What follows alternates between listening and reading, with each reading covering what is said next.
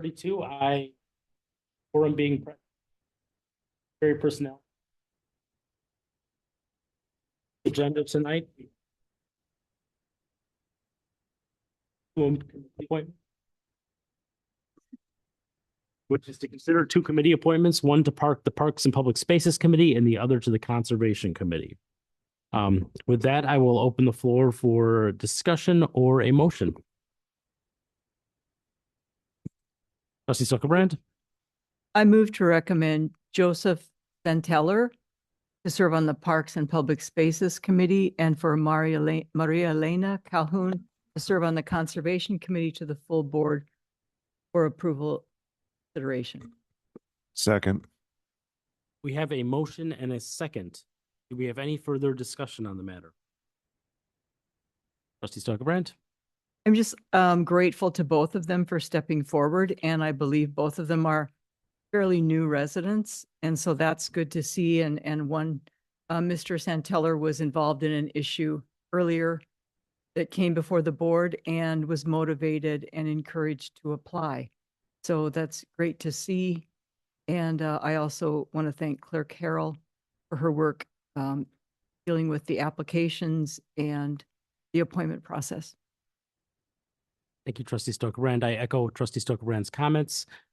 Thank you to both applicants and thank you to Clerk Harrell as well. Any further discussion on the matter? Hearing none, we have a motion and a second. All those in favor? Aye. Aye. Any opposed? Motion carries 3-0. I will now entertain, given that that's the one agenda item, I will now entertain a motion to adjourn. So moved. We have a motion. Do we have a second? Second. Motion and a second to adjourn. Any discussion? All those in favor? Aye. Aye. Aye. Opposed? No. We are now adjourned. Good evening, everyone. I'd like to call the meeting of the Committee of the Whole for the Village Shorewood Board to order at 6:45 p.m. All trustees are present, and we have Trustee Ursing joining us virtually this evening. And we have one item this evening, and it is to review dark sky, a series of a number of things related to streetlight. So with that, I will, we had a memo. We have lots of emails that have been provided by way of feedback through village manager over time. And I will turn it over to Dan to kind of frame up. We're being asked for direction on 3 items, correct? Correct. So the 3 big questions that I have for all of you to kind of help write a policy going forward for how it is we're going to handle streetlights is consider not installing dark sky fixtures in the future streetlight phases and replace all current dark sky fixtures that are currently installed with non-dark sky fixtures. Consider installing shields at intersections, which we have not been doing due to they light up crosswalks, things like that, and then install those and then kind of adjust the heads so they try and maximize that house side shield to blocking light towards houses. And then the third one would be consider changing the lights on Lake Drive so that the lights can be turned down like the side streets, even though Lake Drive is a main state highway. Mm-hmm. All right, thank you very much. So the way that I would like to proceed is to go in the order by which you just recapped what we're being asked to consider this evening. And I would like to open it up for the first item, which is consideration of dark sky light fixtures in current and basically moving forward. Mm-hmm. So I recall we did talk about this and there was not consensus. So correct. I'm recollecting correctly that we have covered this at committee before. So if it seems familiar to all of you, it is the same question. Correct. So this is a time to reaffirm or revise position. And are there members of the public that would like to be heard on this matter this evening that are here this evening? Okay. Are you referring, point of information, are you referring just to the dark sky component or the other two? The other two, I have questions about the dark sky that I'd like. Or, oh, I was just wanting to make sure that I made left time for comment. Okay. So I think what I'd like to do is take discussion of each item from the board's perspective, perhaps then open it up to public comment so that we can hear all of those, and then come back for general consensus. How would that be? Okay, wonderful. So I'd like to open it up to the village board at this time for discussion of the dark sky.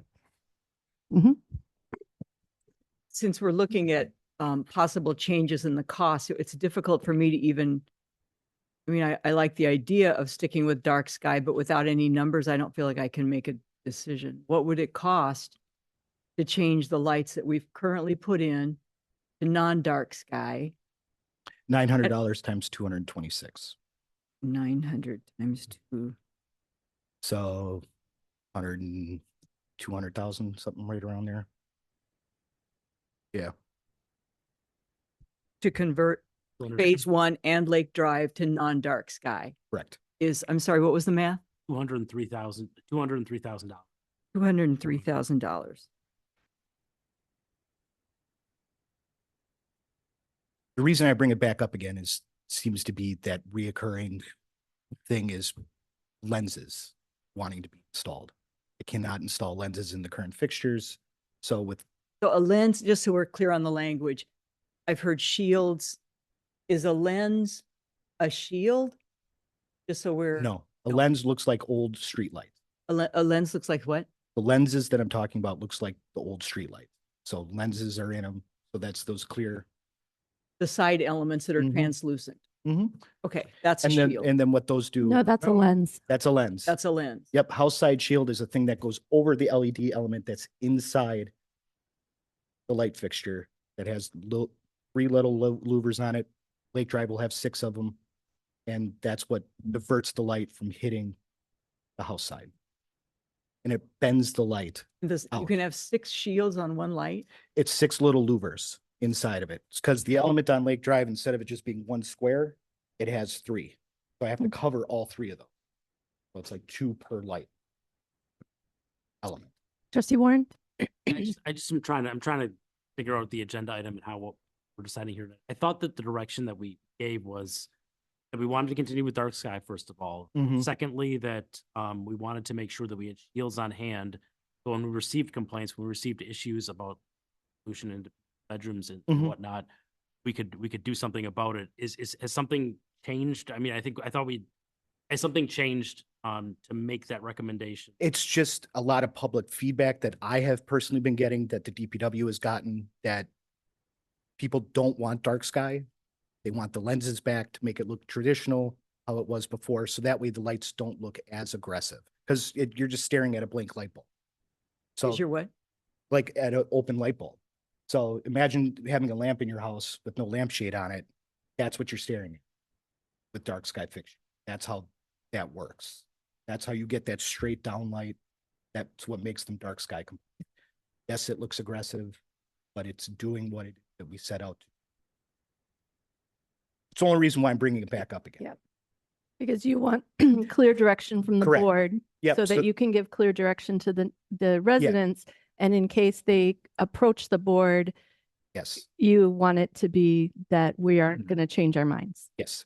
I mean, you Only- guys already have made your decision on the dark sky things. We've already discussed it at length. Right. Like, well aware. I just want to make sure that this is the path we down now that they've been installed. Right. Mhm. Yes, I trustee just, so Sotria. what about the LED? What part of this problem is it that it's the LED light? So what do you mean? Like, cause The complaints about the brightness. I mean, I remember the first time I saw a car coming at me with the new halogen lights or whatever it was, I thought, oh my God, that's terrible. That can't be legal. And then I realized it was legal and they're on more and more cars and they really hurt your eyes. Is it the LED fixture? Is it the LED light that we're having the most problem with here? sure, but I can't even get regular high pressure sodium halogen light bulbs anymore. Manufacturers just don't make them. No one's installing them. So it's not Mhm. worth the manufacturer to do that. So everything is LED now. And for the purposes of this discussion, I don't think we want to problem solve outside of what we're being asked for, because this has been it has been at the board previously. Yep. And to trustee Warren's original comment, Mhm. we have been installing house side shields as I've been getting them. Lake Drive, I only was able to get 5 Mhm. due to the cost of them. Mhm. And it's like the end of the year, budgets Right. constraints. You were able to get 5 what? House side shields for Lake Drive. Oh. I have more on order. Right. So by the time it is they come in next year, I'll have, I think I ordered 30. Mhm. So I'll have a whole bunch more Yeah. starting February. Trustee McGovern. Yeah, I think the only trustee who has one outside their house now, I would just kind I of, do. oh, you do? Well, yeah, Lake Drive.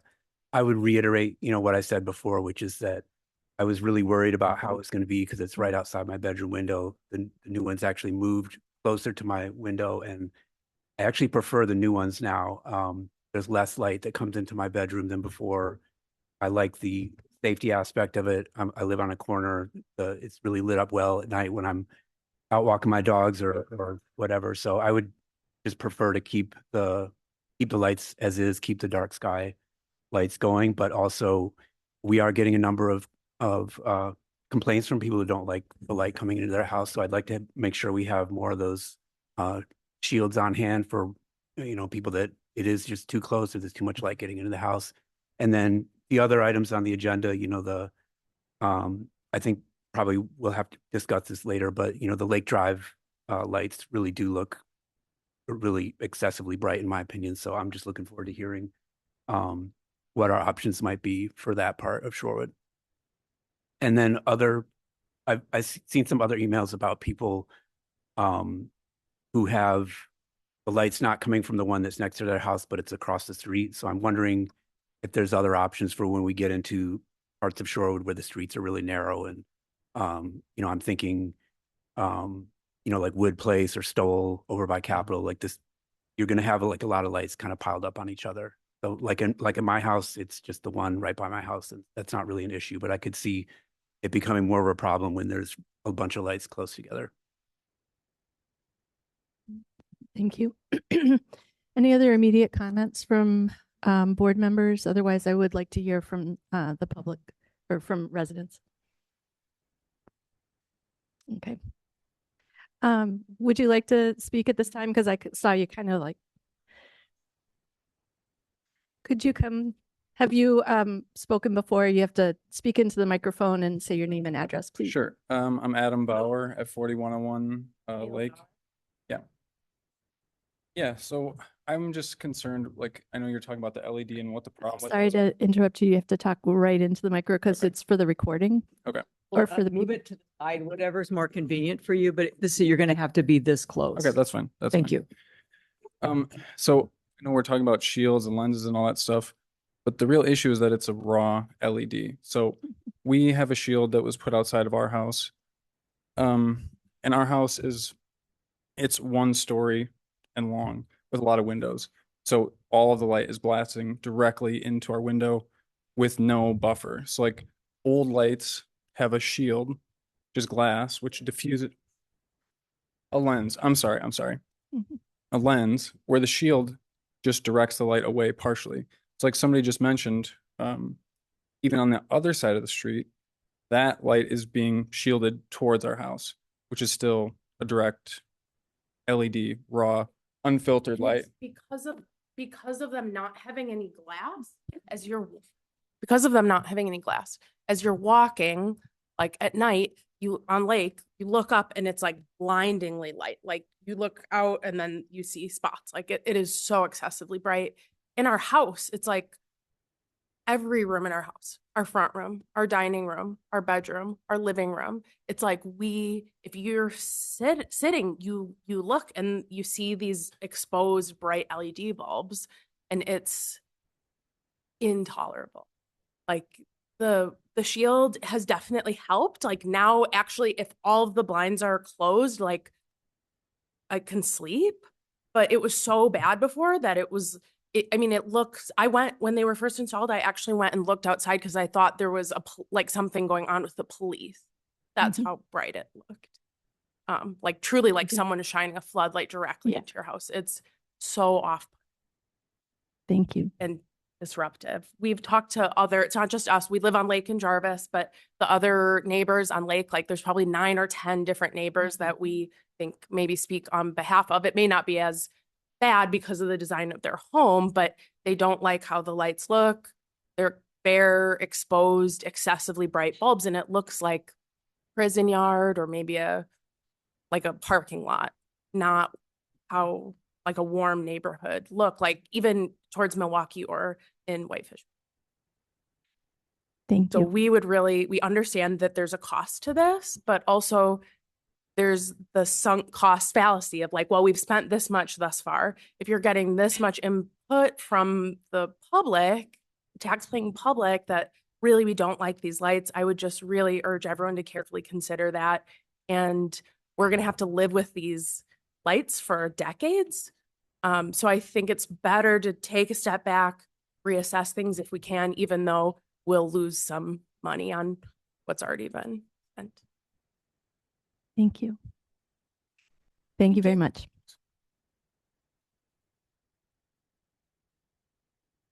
The other two gentlemen, would you like to be heard? Please. Mhm.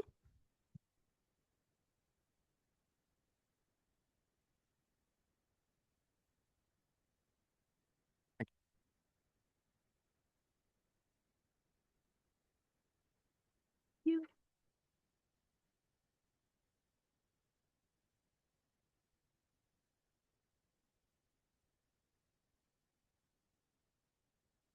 Hello, my name is Mark Keene. I live at 4200 North Lake Drive.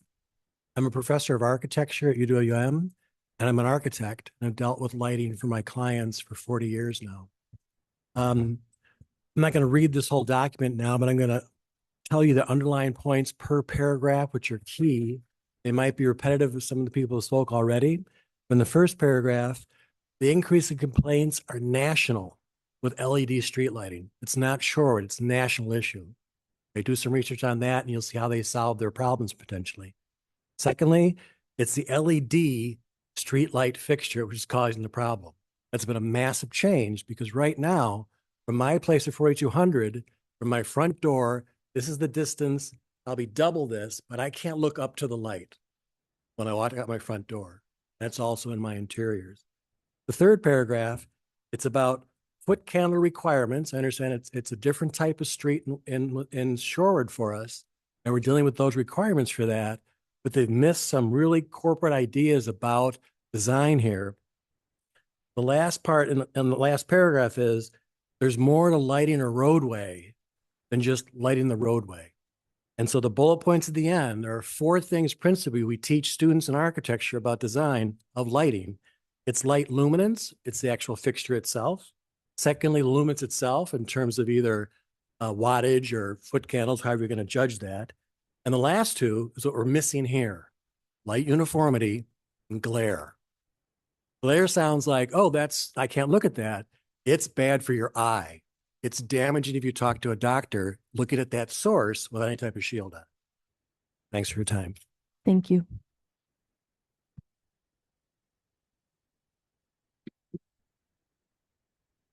All right, other, yes, I had trustee a Stover. statement from some people that sent something to me. I thought it was going to be in the packet, but I don't see it. So may I read it? It was Oh, it was? Printed it. Oh, Oh, okay. I didn't see it.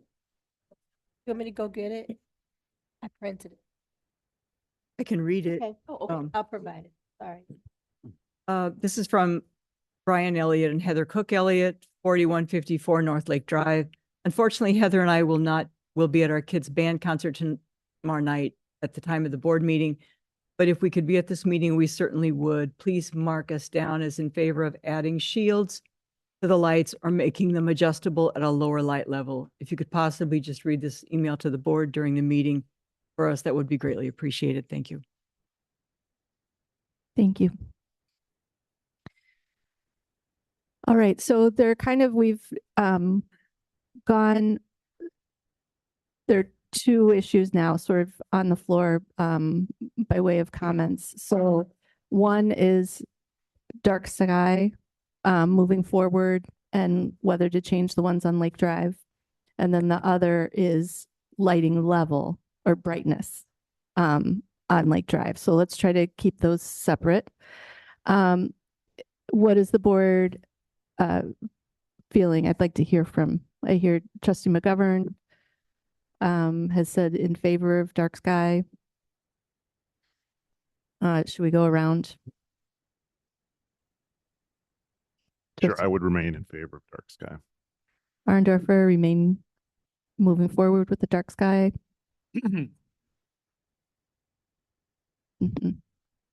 Udo? Trustee Warren? I remain in favor of dark sky, but I'd like to look at some of these options for mitigating some of the generally. I also am in favor of keeping that moving forward. Trustee Stokebrand? I would favor keeping them, but doing what we can to mitigate issues for residents. Thank you. Trustee Ursink? I feel the same. I'm in favor of keeping dark sky and, continuing to work with DPW and the residents to figure out how we can mitigate any of the sort of glaring, no pun intended, issues that that people seem to be having right now. Thank you. So it sounds like I'm going to recap that there is no desire to stop with the dark sky light fixtures. And there is no desire to replace the dark sky light fixtures that have already been installed.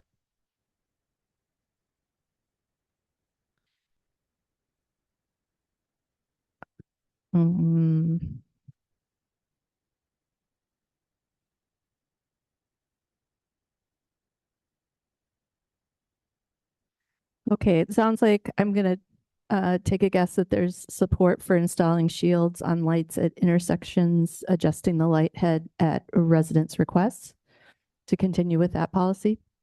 Yes. I just have a question on my technical. So if the LED light is flat, what's the tilting? I mean, my understanding is the adjustment is just from 1 to 8. Is there something you can do with the light head? No. No, it's adjusting it horizontally. So instead of like, so you go out there and look at them, they have like the two poles that stick out of it. So that way they're all uniform. They're called ladder rests. So 100 years ago, someone would climb up there, whatever, use those. So those are run parallel with the curb. So how number 2 would work, how we're talking about installing shields and adjusting the light head angle, it's literally taking that and moving it. So the house side part of it, so the back side of the light that gets blocked, you would adjust that to kind of help mitigate that blocking or maximize the blocking for that resident house on the. You can spin the fixture. Yeah. It's what we talked about when I was Yes. emailing. Yes. Okay. But is the adjustment from 1 to 8, is that just the actual adjustment of the intensity of the light, like Correct. turning a dial up and down? Yeah. That's what Lake Drive doesn't have. And you said before, how is that done on each individual light or at a system-wide level? To adjust. Like a light in front of my, Like if it were adjustable. from 1 to 8 Yeah. or like how that would work? Yeah, how do you do that? You have to with it? dismantle the light head. There's like a knob that you turn. Yeah, it's individually. It's Yeah. fixture So by it's, and fixture. each individual light would have to be done. And that nice new post that we have where you have thing that comes, the metal plate that moves. It'd be down at that level. No, Yeah, but it's all up in the light head.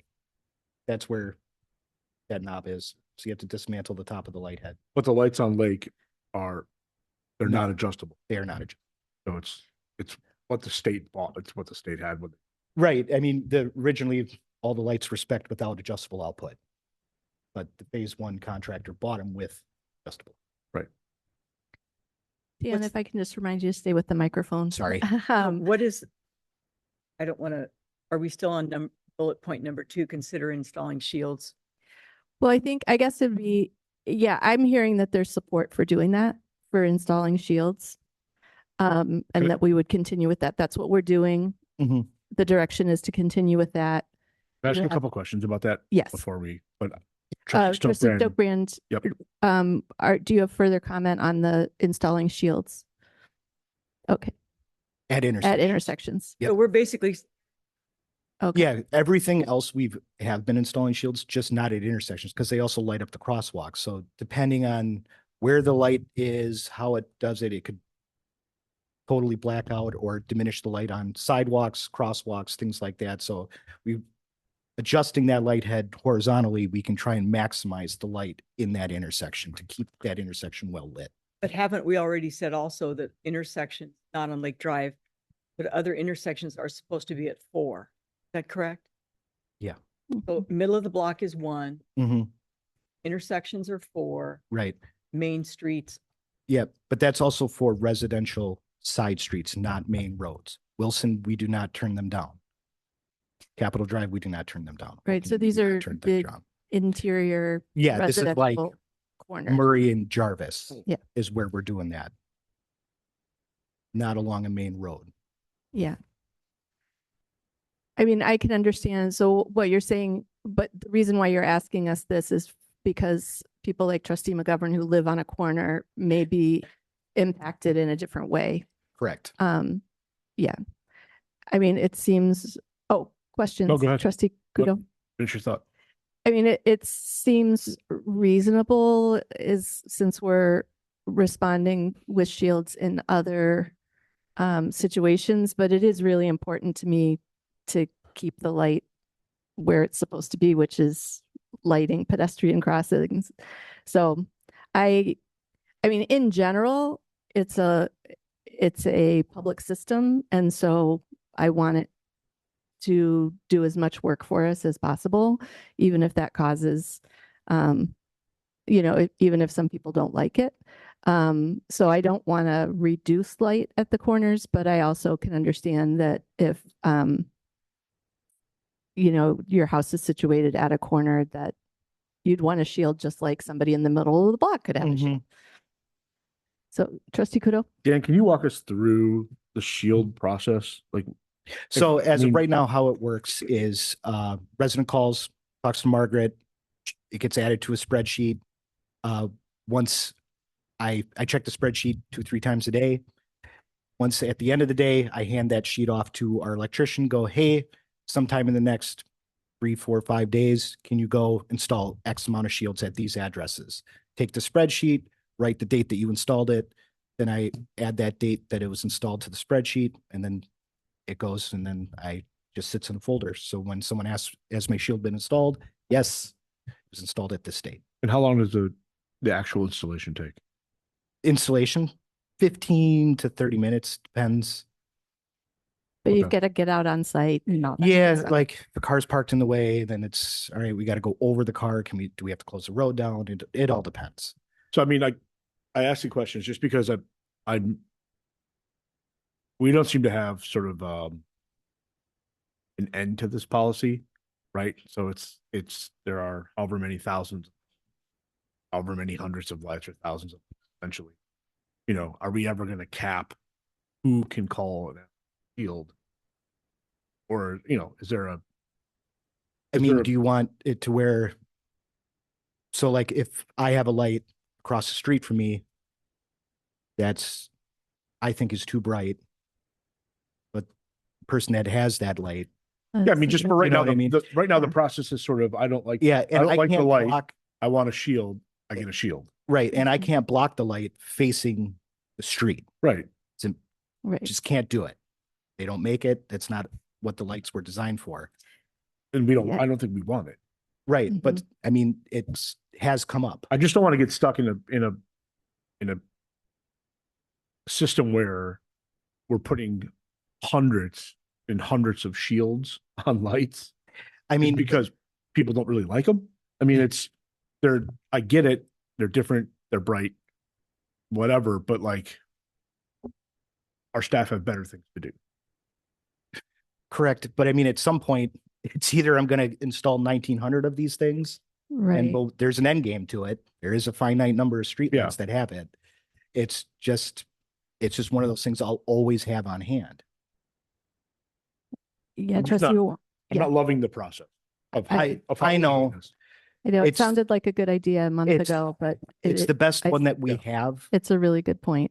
It's either that or we Yeah. go forward and we just have them installed as we buy them. Trustee Warren? I mean, I agree it's not ideal, but we don't really have other solutions. So, Yeah. You know, I don't feel like we can just go out and say, no, there's no mitigation technique.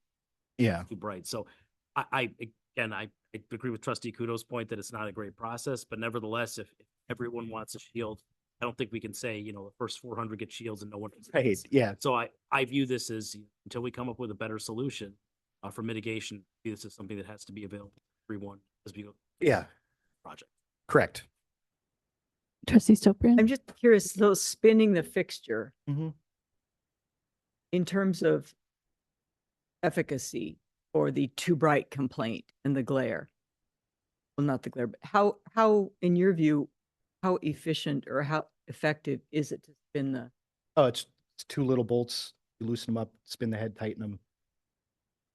The light head sits on like a collar on top of the light head. It just sits up there. And then there's 2 set screws that hold it tight to the pole. You just loosen those up and you twist it. Are you And asking how much? Does it really make that much of a difference? I mean, Oh. if someone calls up, Yeah, are you so, giving like, them the the- option, okay, we can give you a shield and, or we can also spin your fixture and explain. So like the intersection that Eric and I were talking to a resident about. So how her light pole is, it's directly on the corner. And the house side part of that light fixture faces the sidewalk, not so much her house. So I would twist that so the house side part, so the back of the light fixture would face her house at that intersection. Thereby allowing him. to Yeah, and put we're only the shade and we're on. only twisting the light fixtures at intersections, Oh, not at every residential, because it wouldn't make any sense. Yeah, so like it's just at intersections, because intersections are kind of finicky. It depends on if the front facing of the light faces an east-west street, but the person that lives on the north-south side of that corner, and that's like their bedroom window, whatever, living room, they want it to be blocked, I can twist that light head to match that. Okay. It'll look a little weird. It won't match what's out there, but who cares? what do you mean match? But Well, so like everything's parallel with the curb. So like all the The fixtures are little, parallel. the with the ladder curb. posts are all parallel Yeah. with the curb. When you spin the light, they're not going to be parallel with either of the curbs at it'll an be a little intersection. askew. Yeah, Right, but it puts one of the 4 sides of the light facing the house. So you can put the shade on so that the house isn't bathed in that light. correct. That's why we spin them. Mhm. Thank you. You're technically proficient. I went to the. There was many emails. Yeah. Yeah. And So, just to clarify, I mean, like putting the shields on at the intersection would not have any impact on the quality of the light at that No, intersection. Okay. no, it would not. We would turn the light head to kind of maximize still lighting of the intersection, sidewalk, crosswalk, things like that. Got it. Thank you. didn't we cover whether we wanted to have future fixtures come automatically with the shields on, and there was a cost? It was like $80,000. No, No. to add it to the light heads going forward. Yeah. It would probably be, it might go up $10. Oh, to have the okay. installed at the factory. So Okay. like it probably gets rolled in with the purchase of the light fixture, Okay. $900, whatever options I add to it. So that could be, Yeah, like I could literally install it in every light going forward, but does that mean that resident A wants it if they don't want that? You know, it's Yeah. that we're going down like this weird road. People may not, I mean, then we're just cutting off 75% of that. Yeah. I mean, as of right now, I only have like 13 requests for house side shields. Mhm. So out of 226 light fixtures, not bad. That's all phase 1 and Lake Drive. Yeah. Well, I think I'm gonna hold additional thoughts. I mean, do you feel like we've weighed in on, it sounds like there's no desire on the part of the board to replace the light fixtures on Lake Drive with adjustable. Have Oh, I we disagree. taken that up yet? We have not discussed that. Okay, Mm-mm. let's discuss that now. What does the state require for lighting? They chose this fixture. What? As they far came as, up with this, as why do we have? why They do were we the have, first one to order it. why do we have the current fixtures of Yeah. what they the are? WISDOT one So is- the old light fixtures were 150 watt halogen light bulbs. The ones that are installed out there now are 110 watt LED bulbs or LED heads. So it's less wattage. We matched as close as we could get with the wattage that was currently existing out there. So as of right now, there's almost little to no dead zones in between light fixtures across the street. So if you drive down Lake Drive at night, like tonight, you'll see almost every inch of that road is lit. Correct. And that was the overall goal. It's a state highway. The goal is to keep the roadway lit.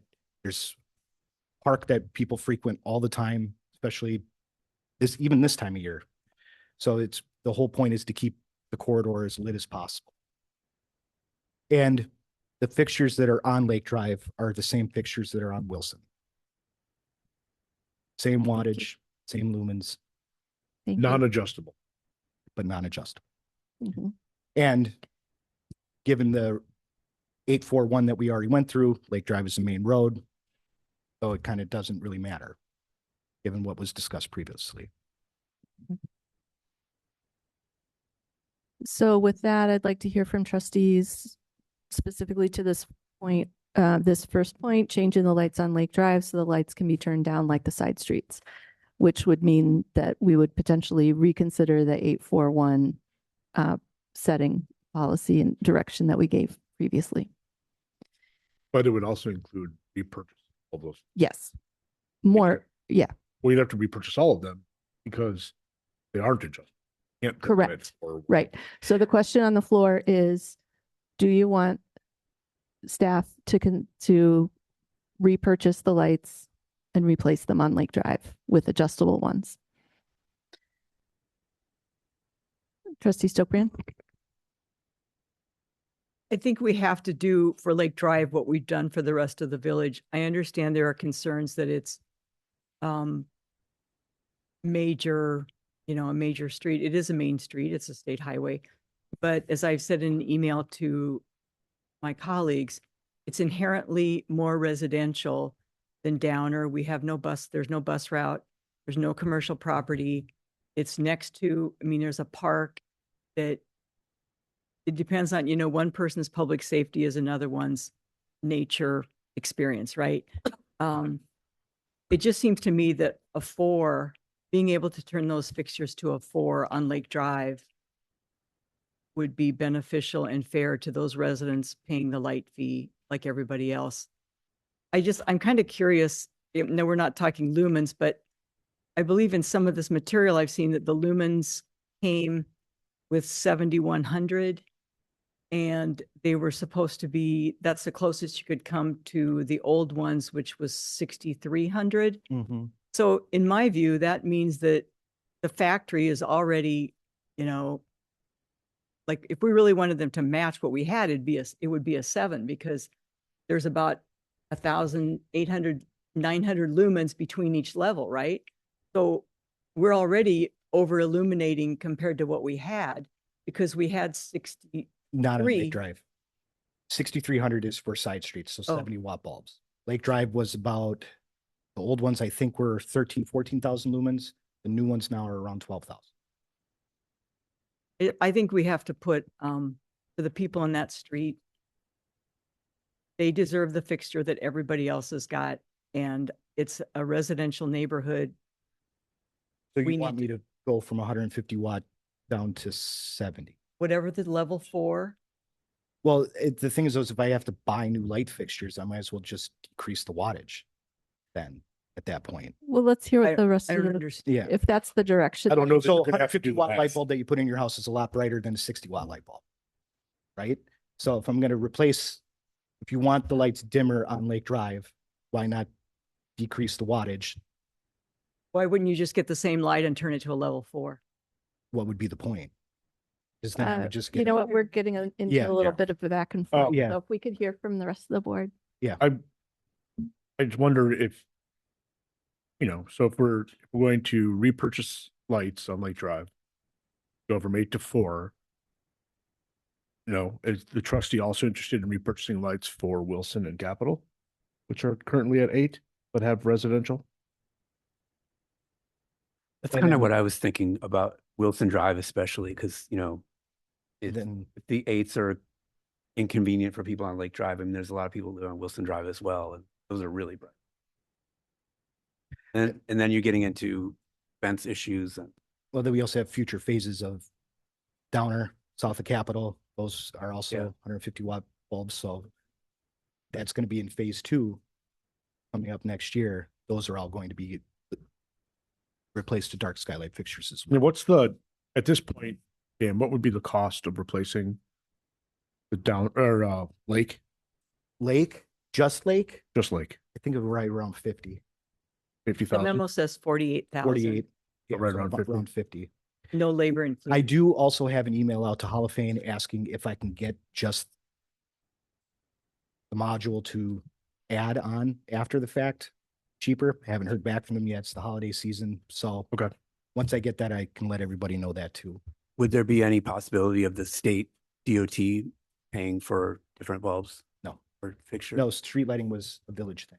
I mean, Trustee Warren, yeah, I we know- are. I know we're running low on time here, but I agree with Trustee Stokerbrand's point that I just don't want, I don't know, like exceptionalism for Lake Drive where we can turn down the lights in all other sections of the village, but we do it for Lake. And I'm having trouble following a little bit if we can currently do that. I'm hearing that $48,000 to replace, and then we Yeah. have the optionality to do that. But I want to make sure that we shouldn't be treating some residents different than others. I'd like to have that optionality included, as we do for the other streets.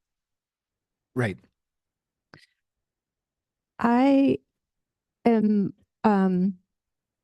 so I'm in favor of the 8 and 4 settings. So I would not be in favor of reducing the brightness on any of the major streets. I would like to see the residential streets at 1 come up to 4 because we're paying, but I know that's not on our list tonight. I think it was Trustee Arndorfer and I that voted against the 841. But in general, this is a public system. We're investing in it. It should work for public safety. And I don't think that we're going to get to a agreement point with every resident. And there are residents that want them brighter on their block. So I am not in, I don't feel a need to replace the light fixtures on Lake Drive with adjustable ones because I wouldn't support them not being at an 8. Same. I mean, I think the consistency is important. I think just on the times I've driven down Lake Drive, I mean, it does make a notable difference in terms of visibility and we're achieves the safety goals that we saw out from the beginning. Because again, going back to where this all started was people were complaining rightfully about not being able to see pedestrians, not being able to see, cars, whatever. I mean, that's why we're doing it that's why we took this action from a safety perspective. It's a state highway, high speeds, a lot of traffic. It shouldn't be consistent at an 8. So in terms of so it sounds like Trustee Warren, are you in favor of replacing them? I'd like the adjustable. Okay. Trustee Kudo? Replacing Lake Drive fixtures? No. Okay. Trustee Stokebrand? Yeah, I You're think, and I in would favor? like to point out that I think, it wasn't so much that everybody wanted really bright lights, it's they just wanted working lights. I mean, in my front of my house, that was the problem. It's not like, I didn't say I wanted a really bright light. I won't have to ever use my driveway light again because my front yard looks like a parking lot. And I think people wanted working lights. I don't recall anyone saying, I want brighter lights. That was not the message we got. Trustee McGovern? I'd like to see adjustable lights. Okay. Oh, Trustee Ardendorfer, Ursink, I forgot about you. I'd like to see them stay where they're at currently. All right, well, you have a very divided board. But it's a shade towards staying with the fixtures. Yep. Did we address all three? Yes, Okay. Anyone interested in increasing? we're doing the intersection thing, right? We are doing the intersection. Yep. Okay. Just want to make sure. Meaning shields and spinning. Yes, Is that Anyone by for- request or is that on? by request. Anyone comfortable with increasing the 1s to 4s on the residential? I'm sorry, could you repeat that again? On side streets on residential, any interest in increasing the 1s to a 4? I will say, living in phase one, one is it's a pretty low level light. You know, it's almost at some points non-existent. But I think at this point it'd be really hard to adjust that. But I would be open to that conversation. I don't know if we have time right now, but one is pretty low. All right, thank you. I'd be supportive. All right. So are we going to bring that back at a future meeting or? We could, yeah, it doesn't affect a contract. So. All right, thank you. With that, I will thank you very much. Thank you for all of you that came tonight. I'm sorry if we didn't get to where you wanted us to go. And I would take a motion to adjourn. So moved. Second. Motion by trustee Warren, second by trustee McGovern. All those in favor say aye. Aye. Aye. Any opposed? All right, we stand adjourned at 7:30 and I would like to move right into the business meeting.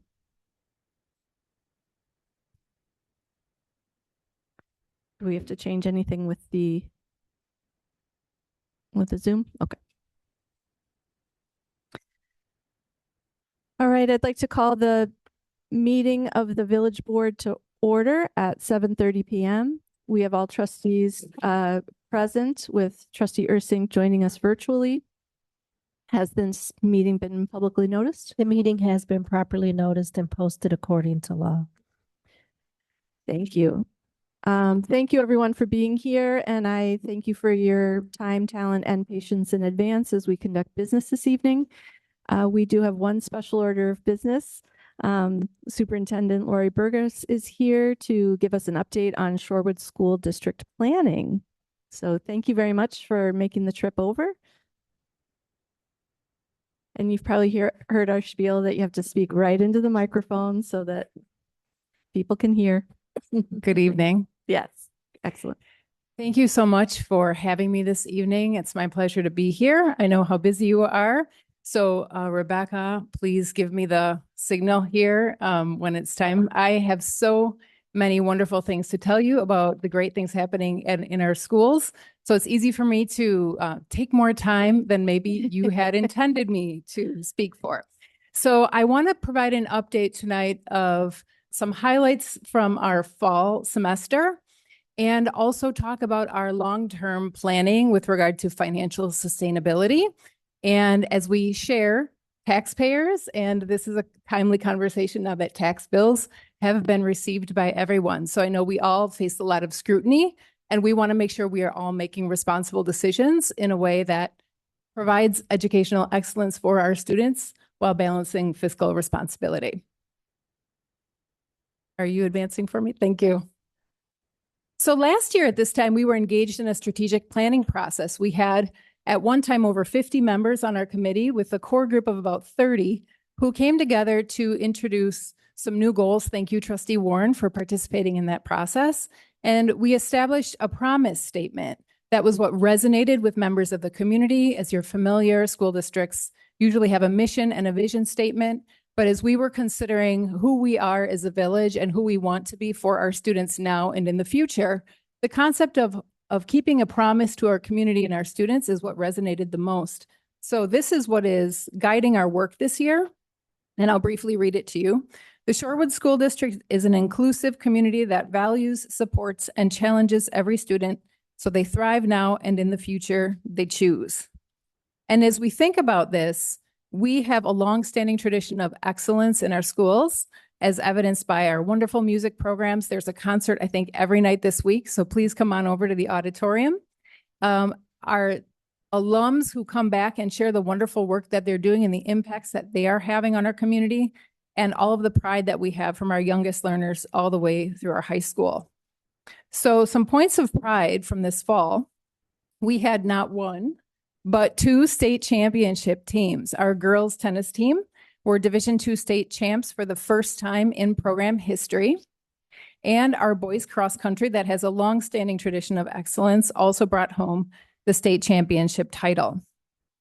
Our orchestra students had the opportunity to participate in the Violins of Hope residency that's taking place at the Jewish Museum here in Milwaukee, where there are instruments that were played during the Holocaust on display. So our students not only went to the museum, but also played some of the music that was the inspiration that they learned from that residency. Last year, all of our students at Lake Bluff took place in making a school-wide mural that is now on display in the front hallway. So if you haven't been to Lake Bluff recently, come on over. It was put up over the summer and is now something that we are celebrating every day. This fall at SIS, we launched a new school newspaper. So as you know, at SHS, Ripples has a long tradition of excellent journalism, and we have some students at our middle school that are starting to take off on their own right.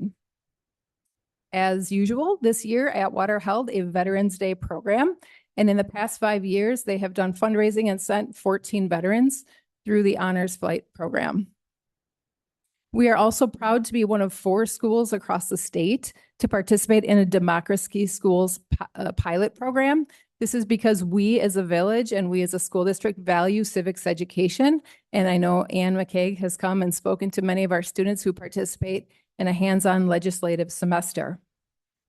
We are also one of 8 school districts across the state to be a partner with the Swift Center for Inclusion. This is work to support students with disabilities, in particular students with autism or significant learning disabilities. And it's a real honor and a testament to our commitment to equity work that we were selected for this process. And that's just a snapshot of all the awesome things happening in our schools. So as you know, in 2023, we went to the community asking for an operating referendum. We face many pressures, just like villages and local municipalities do, because of underfunding from the state. This is chronic underfunding when it comes to public education funding. So we were very grateful that this community supported the operating referendum in April 2023 with an almost 72% passage rate, which is almost unprecedented across the state. One of the commitments that the district made as a part of that referendum campaign was fiscal stewardship. So we heard loud and clear that the community supported us, but that we also needed to make sure that we were taking action so that we would be in a place of caring for our investments. So as a product of that, ongoing work that we have is aligning our staff to enrollment levels. We are facing a level of declining enrollment in our community, and that requires us to adjust our staffing levels. And this is not just instructional staff, it's all staff across all of our employee groups. Last year, we engaged the community in a strategic planning process. We have new 5-year goals, and our resource allocation will be aligned to those goals. We are engaging some new strategic budgeting processes to make sure that we understand the impact that our programs are having and aligning resources accordingly. And we're also doing a lot of work with facilities management and making sure that we have long-term investments to mitigate the need for large future capital investments or a referendum in the future. Just to give an idea about our expense drivers, fiscal year 26 expenses are just over $30 million. And as you can see on the graph, and the sections in blue and red have to do with all of the work that we do directly with students. The blue section has to do with instruction or direct classroom support, all people and things that are in classrooms. And the red piece of the pie has to do with people and things outside the classrooms, including our counselors, administrators, custodians, et cetera, that create those conditions, the learning conditions and environments for our students. And then the smallest portion of our expenses comes from non-programs. So this has to do with some of the special education funding transfer that we need to make from our general fund to cover the expenses that the state is not paying for. and also capital transfers. Our largest contracted service has to do with our substitute teaching pool. In terms of revenue, the greatest portion of our revenue comes from local taxpayers. We are a negatively aided school district, meaning that there's a lot of property wealth within our municipality. So that is where the majority of our revenue comes from. In this year, fiscal year 26, our revenue is just over $31 million, and it's a 6% increase reliance on local property taxes. And that is because the state invested $0 in general equalization aid for public schools in the current biennium budget. This is almost unprecedented. And actually just today, if you saw the Milwaukee Journal Sentinel, I was a co-author of an article with some other neighboring school district superintendents just to raise awareness of that when the legislature passed that budget, they knew they were doing nothing to stop the cycle of referendums that has been plaguing our state. So you can also see that about 25% of our budget, 26% comes from state aid. We have a small portion from other sources, only about 1% from federal sources. So the operating referendum expires in 2028. And ever since 2023, when it passed, we've had our eye on that mark, wanting to make sure that we are taking actions to reduce some spending, to find efficiencies, while not compromising the learning experience for students. So in our modeling, I won't read them to you, but obviously assumptions need to go in any kind of model that you put together. But assuming all of the things that you see within that gray box, we know that if we do nothing, if we continue operating at the same level, we would need about $6.5 to $7 million per year in future operating referendums. So we understand that we're not, I want to make it clear, that's not what we're asking the community to do. We just have to know, if we do nothing, what would the impact be on our community? So we will be engaging the community in some work over the course of the next few months to address this issue, because there is a convergence of pressures that are facing school districts. And I'm sure as trustees, you can probably look at a list of some of these pressures and you can relate to them. We will be engaging in these conversations amidst the pressures of the tax burden that we're very aware of here in Shorewood, rising costs that we are not immune to as a public entity, some enrollment changes. And as you know, enrollment is our direct line to revenue. We have increased accountability and compliance when it comes to the literacy in particular across the state. We have concerns about long-term sustainability. Student needs seem to be increasing. We know that we have high expectations in this community of what you expect us to deliver for students, and we appreciate that. We're also facing the major obstacle of state funding and school choice. And the chokehold that the institution of public education has been under is very real, and we're feeling that. And obviously, I can't omit the opportunity to just acknowledge the chaos that's taking place at the federal level with regard to the Department of Education. As of right now, we are not feeling any impacts to our funding, but we do have a lot of questions about what might happen in particular to special education and support for special education services, as that does come from federal law. So the convergence of these factors requires us to come to our community. And one thing I really appreciate about being the superintendent in this community, in addition to our fantastic students and staff, is that we have a very engaged and intelligent community that we know can help us. We do believe that the answers are in the room, as long as we have meaningful processes and can engage with our community to help us solve them. So our school board has asked that we get a committee together to evaluate and recommend different school and program configuration scenarios that align with financial parameters and balance financial responsibility, educational excellence, and the impact on our community. So this group of volunteers will be coming together, and I believe some of our trustees have volunteered to serve on this task force, so thank you for that. We'll be finalizing that list of participants this week before winter break. And you can see we have lots of things to think about. So as we engage, we want to make sure we're balancing and staying true to who we are and what our values are when it comes to the student experience, when it comes to recruiting and retaining high quality staff, and making sure that if we do need to go back to the community in 2027 or 2028 for a future referendum, that we know what the magnitude of that referendum would be, and that we have done our due diligence to make sure that we have made other changes and made other smart decisions that are in alignment and balancing all of these competing needs.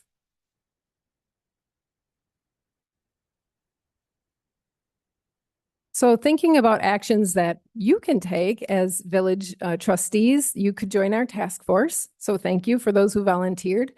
You can also attend a community input session. So we will have a series of meetings for the task force members, but we will also have opportunities for community input throughout. One of those is on March 2nd, 2026. So you can mark your calendar right now. And it'll be over at the high school library, probably at 6 p.m.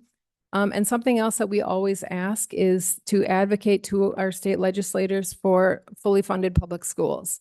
We all know that strong schools lead to having strong communities, and strong communities always have public schools. So we are eager to work alongside you in the village and look forward to engaging our community. Thank you very much. Are there any brief questions? This is a special presentation, so we don't usually have discussion, but take advantage of the time. Any questions?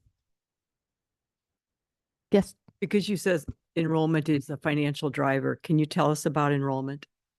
We serve just under 1,900 students right now. And earlier in the summer and spring, we engaged a demographer and enrollment study who projected out the next 15 years. So I can share that study with Rebecca, if you can forward it on to the trustees.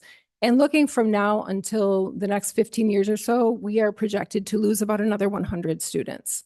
So there is going to be a steady decline that'll taper off in the short term, but that's what we're anticipating. So as we consider the future, that's a significant number of students, enough for us to wonder about school configurations.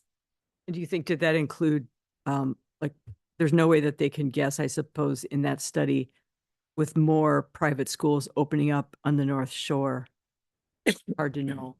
It is hard to know, and it's also hard to gather data from the private schools. However, in that report, the demographer was able to take a look at enrollment trends in the private schools, and you can see that enrollment in private schools has also been on the decline. All right. Thank you very much. Appreciate it. And we'll look forward to the that report and that Rebecca can circulate. Thank you very much. Appreciate your time and happy holidays. Yeah, thank you for your service.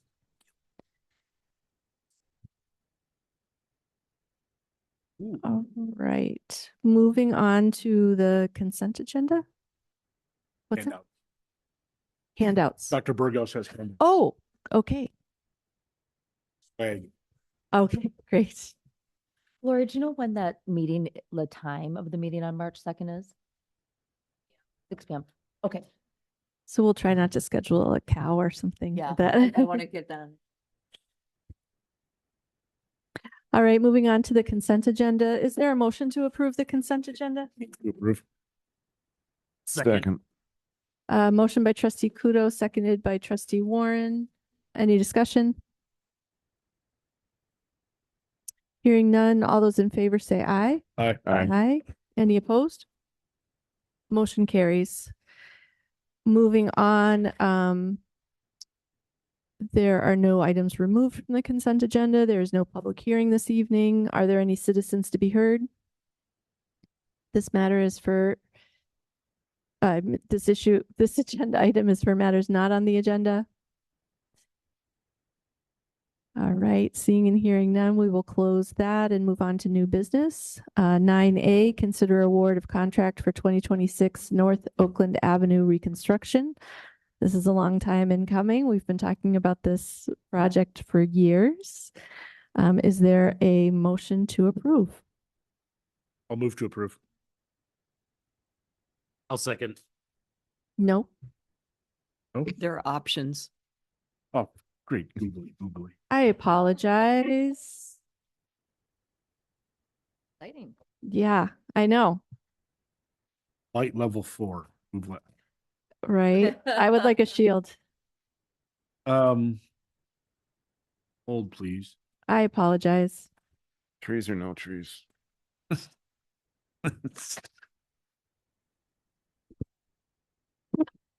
Are you, Go ahead, because I'm scrolling. I move to award a line item contract with Zignego Company, Inc. for the 2026 North Oakland Avenue reconstruction, eliminating the tree well item in the amount of $4,856,107.90. Second. Motion by trustee Stokbrand, seconded by trustee Warren. Discussion, please. I was just wondering, do I know what it visually, I can't remember if there was a drawing or what it would look like differently for someone walking down North Oakland Avenue if we have a tree just planted normally, like an urban tree, or a tree in a tree well. There'd be little observable difference from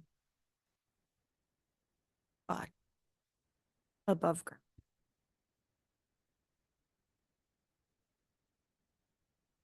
I have a question. So from a sort of like flood control perspective, is there any benefit to having it be on Oakland Avenue versus somewhere else in Shorewood? And just because of the importance of Oakland Avenue in terms would- of business and so on? It's not, it's a water quality, not a water quantity issue. So it would not impact large quantities of, it wouldn't store water for the purpose of storing it. Their design is to improve water quality. So they're considered green infrastructure enhancements. And as you know, each time we do a capital project, we review and determine what green infrastructure additions might be possible and might be made. And so through the course of planning for this project, we've talked about the tree wells. That was something that the board some time ago directed us to include in the project. Again, the reason this is coming forward is because they're significantly more expensive than our engineer estimated them to be. But there are alternatives that we may be able to get a benefit from. Not on Oakland Avenue. So what the engineer recommended and I would frankly mostly agree with, is that the limited amount of money we get from MMSD to enhance green infrastructure in the village would probably have a larger bang for the buck on a different project. Mm-hmm. The only hesitation I would say is that Oakland Avenue is a major, right? We've been planning this for a long time. It's one of those sort of once in a lifetime projects. And I know how passionate this community is about its environmental awareness. And so the pause that I had in offering you these two alternatives is that we're investing a significant sum of money to make improvements to what one might coin the heart of the village with zero green infrastructure, which is explainable, but it does kind of go on an alternative direction to what we've been trying to do over the years. But we would still have trees. It just wouldn't be tree wells, right? Correct. There'd be no green infrastructure. Still 6 trees, same places. Yep. Trustee Warren. Sorry, just to be clear though, to fill out the picture here. I mean, part of the issue is, as I read the packet, was that we estimated 10,000. They came in at 35,000 per. So way overestimate. We're being told, and I have no reason to not believe this, that we can get better bang for our buck in other projects, and we don't intend to give up green infrastructure projects. This is just not the most efficient use of what amounts to limited funds. So I just want to be clear that I very much support green infrastructure projects, but we also, it's our duty as a governing body to be efficient with how we spend this money. That's not to say we won't figure out other green infrastructure projects, but not the most efficient. And it's came in way over what we expect. Correct. That's the question. Yes. So with Ignego, the big differences that I see here are in the water main items and costs between the different options. Okay. Can you walk us through? I mean, some of them are pretty stark. Private water service connection. Not prepared to do that, Okay. honestly. Okay. It's just that They're the overall low bidder. yeah, I know. I mean, I want to make sure that, as an example, one of private water service connection, they're considerably lower than their competitors. And I would like to better understand. Same with water service connection, short, long, all that type of Oftentimes stuff. that has to do with the subcontractor they're using. Okay. UPI is the underground sub on this project. We've had many, many, many very successful projects with UPI. And frankly, I was thrilled, absolutely thrilled that they were the underground on this project. Okay. So I have zero concerns whatsoever about water main, either the work progress, the quality, or frankly, the cost. Okay. I mean, it was just, the only reason I asked is because all the categories and the 3 or 4 different bids, that from Zignego was the only one that had a stark difference that from everything else. So I just want to make sure that we're getting what we need based on your expertise in this area. I don't know that this is the case, but sometimes, so in order to do the private service connections, you have to be a licensed plumber in the state of Wisconsin. A lot of underground contractors who work in the right of way do not have licensed plumbers on their staff. Some do. When they do, You see a lower cost. you have a cost efficiency there because they don't have to then sub that work. Okay. So you're not adding overhead on top of overhead. Okay. I mean, it's just the water main items was the category that seemingly put Zignego at the top as the lowest bidder. And so again, I just want to make sure that we're getting what we need because it just stood out against everything. Trustee Stokbrand? I said what, so if we didn't do the lower price and we went with the tree wells, it says that it would be funded through the TID 5 cash reserves. So if we did it and we decided we're all in on green infrastructure, we want those tree wells, that would not affect the village pocketbook. I mean, reserves from TID 5, we don't plan to close it till 29. What would be the effect on village finances if we took that from that cash reserve? It would just insert. We'd put it into the pro forma in terms of when, projecting when the TID would close. But it's in a pretty strong position. It's not, that wouldn't put it at risk of not closing on time. Correct. So does that mean we could add the green infrastructure there without getting hit on the bottom line? Yes.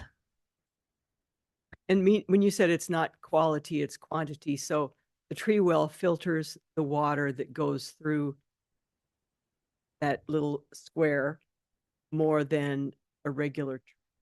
Actually, I said it is quality, not quantity. So the water that drips through the tree well. It doesn't drip through Well, it. I mean- So it runs through the curb line. It's almost identical to the biofiltration basins that we have on Capitol Drive currently, Wilson, Downer. But I would say they're more like Capitol than the others, but they all function the same way. The water flows down the curb line. It goes in the structure. It filters through the tree roots. It goes out the structure and continues on its way. The storms. Eventually, but runs down the curb line. Yes. Exactly the same as how Capitol functions. And so the TMDL or whatever, which is just a modeling thing, would we get points? If We would put- get credit with these on the TMDL, yes. And how valuable is that? Without running the model, I can't say. Through the DNR, Excuse me? through the DNR. the DNR administers the TMDL requirements. They are federal requirements. We will never achieve the reductions outlined in those federal requirements. It is, unless you want to take entire neighborhoods and turn them into detention basins, it's not. Sorry, Jim. I don't think it's physically possible. It's absolutely not financially. But point So being, this would get us a little ways there, but it's not gonna. Yes. I was just wondering, and I apologize for not asking you this sooner, but what is the time and maintenance associated?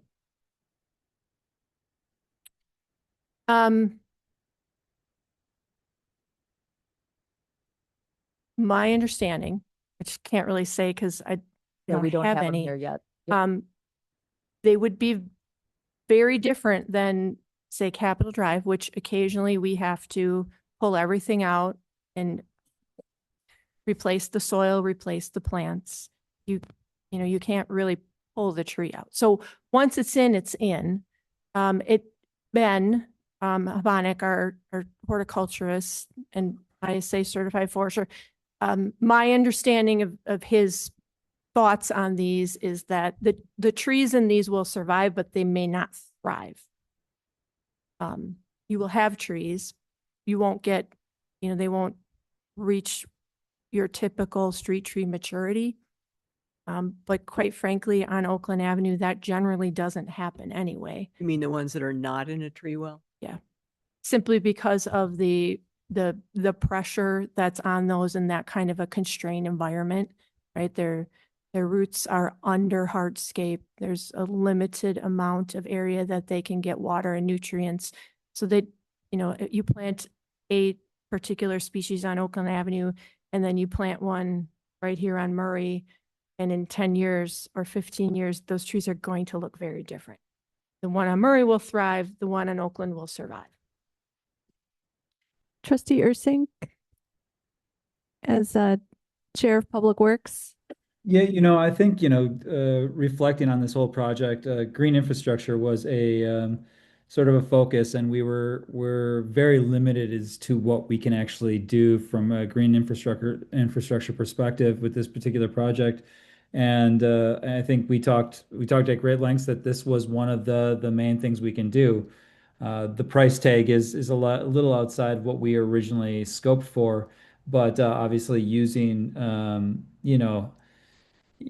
using that TID funds would be helpful. And I defer to Leanne on this. If she thinks that, from a cost perspective, there's a bigger bang for our buck somewhere else in the community. And I guess in the long run, I don't want to do something just to be performative. I want there to be a real reason that we're doing something. And if this is, not going to really help us with the tax credits, it's going to make the water quality better. That's eventually going to go back into the system. I think that is a very good thing. But I'm not hearing that this is completely turning the dial, especially at the price tag that we're looking at right now. So, I'd be open to continuing down this path. I think, the other thing is maintenance too, is when we run into a situation where we have to do maintenance on these, that's also another big expense, and that's something I worry about as well. So, I'm on the fence on this. If the board, if my fellow trustees are interested in looking at TIF dollars for this, I could be open to that. I obviously would not be open to it in the current state, with, I'd be on board for the current motion of eliminating it. But it's sad to see, something that we've kind of worked towards go by the wayside. But again, it's gotta be useful, and it's also gotta be cost effective.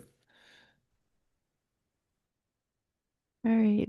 Given the funding mechanism, I would be in favor of option B.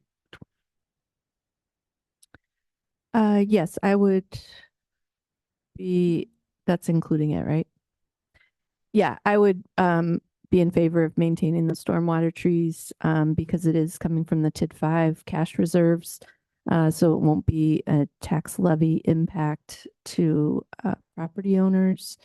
And I think it's important that we do everything that we can to reduce TDMLs. So yeah, I appreciate all the discussion and consideration. If there weren't funds available in the TID 5 cash reserves, it might be a different story, but I do think this is important. So I'll be voting no on the motion on the floor. All right, so yes, I made the motion, but I'll be willing to support B also, so I'll vote against my. would you like to withdraw? I could. I think I was the second. I support withdrawing. So is there a motion to withdraw? I move to withdraw. A second to withdraw? I'll second to withdraw. Motion by trustee Stokebrand, seconded by trustee Warren. Do we have to vote on a motion to withdraw? Any discussion? All those in favor of withdrawing the motion on the floor, say aye. Aye. Any opposed? All right, motion carries. I, however, would like to make a motion. Yes, Because I originally wanted to make one, but I couldn't find the page. yes. So now I'm going to make a motion to award a line item contract with Signego Company for the 2026 North Oakland Avenue reconstruction in the amount of $5,045,347.90, maintaining the stormwater trees. Second. Motion by trustee Kudo, seconded by trustee Arndorfer. Any discussion? Hearing none, all those in favor say aye. Aye. Aye. Any op- Okay, motion carries unanimously. Thank you very much, leadership.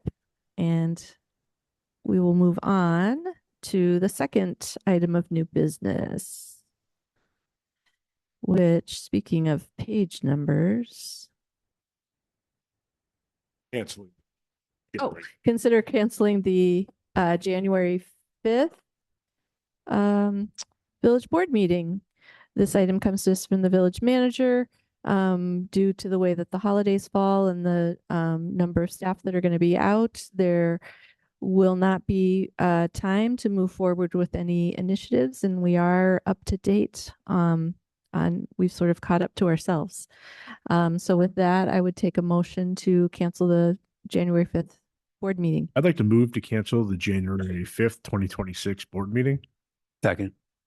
Motion by trustee Kudo, seconded by trustee McGovern. Any discussion? Hearing none, all those in favor say aye. Aye. Aye. Any opposed? Motion carries. With that, we conclude new business and we can move into reports of village officials. I have two meetings referenced under my report. I was actually not able to attend either of those meetings. So if you have any questions, please submit them via email and we will get you the information. And I believe that that is all that I have to report. I want to thank trustee Ursink for representing us at Winterfest. I was out of town. It was great. Very Awesome. joyful. Reports of trustees.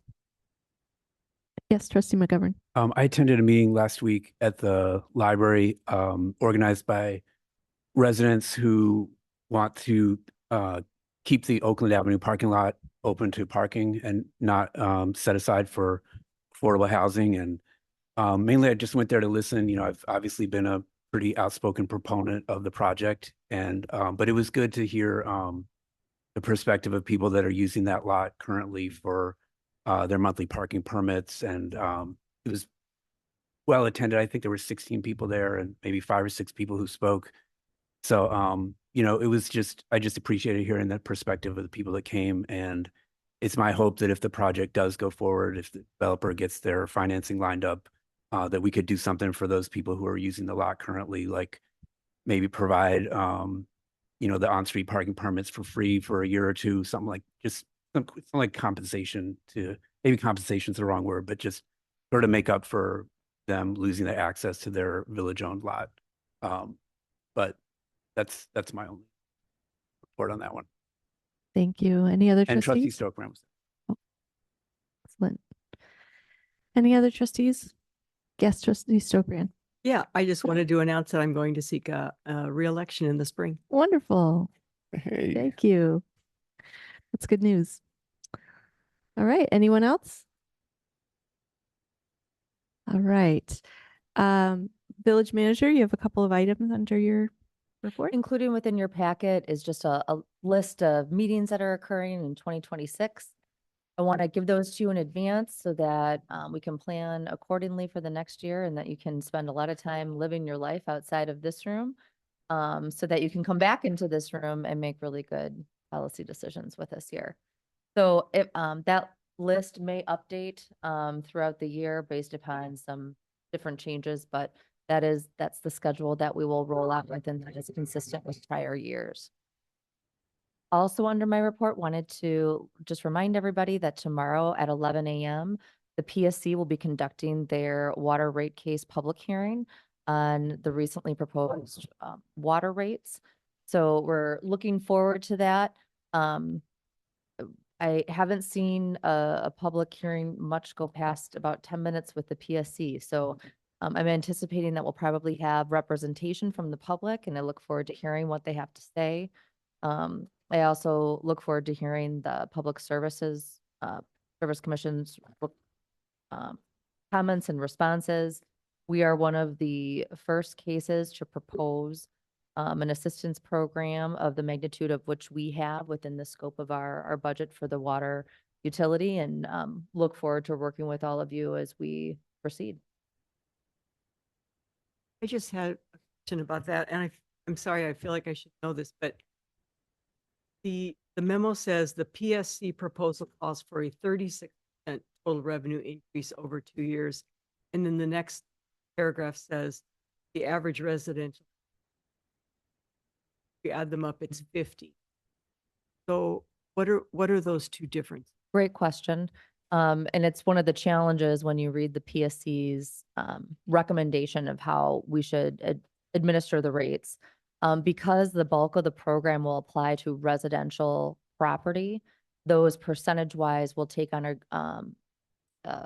that burden. So they want to design the program so that the people who are using it the most pay for it because of their utilization, as opposed to the commercials. So it does change the percentages. So the 36% total revenue is all water utility clients. Correct. And what it would mean when we actually make it happen is residential consumers 50%. Everyone will be taking I don't want to call it a hit, but We'll cover everyone's the going to cost. have an increase. Yeah. But how it's proportioned, because residential are the heaviest users of the assistance program, the financial assistance So program. it's partially because of generosity. Correct. Yes, and that's actually a wonderful way to say it. Before in your packets, we've attached the full report, which is rather lengthy, but happy to recirculate that to you all as well. Yes. I just have one last thing as for the trustee report. I'm the liaison to the Conservation Committee, and I attended the meeting in December, and they announced the schedule for the film festival, which is in January and February. And a number of the films touch on topics that we talk about here pretty regularly, including there's one called Saving the Dark, which is about protecting the night sky. There's a number of them about the Great Lakes and water quality, and different types of gardening and things that people do to attract pollinators and things like that. So there's, you see that kind of stuff all around Shore. It's something that a lot of Shore residents are interested in. They always do a good job putting together these film festivals. They have a panel discussion after each one. So the announcement's on the library website right now, and there'll be upcoming publicity on various social media and other manager's memo, things like that. So keep an eye out for all that. Okay, thank you. I forgot, also, speaking of reelection, our County Board Supervisor, Ann O'Connor, is seeking reelection. So please watch for those papers and to sign to get her on the ballot. I'm not aware of anyone else running at this time. All right. We don't have any future items of consideration. So with that, I would take a motion to adjourn. So moved. Second. Motion by trustee Warren, second by trustee Kudo. Any objections? Hearing none, we will stand adjourned at 8:13 p.m. Happy New Year, everyone.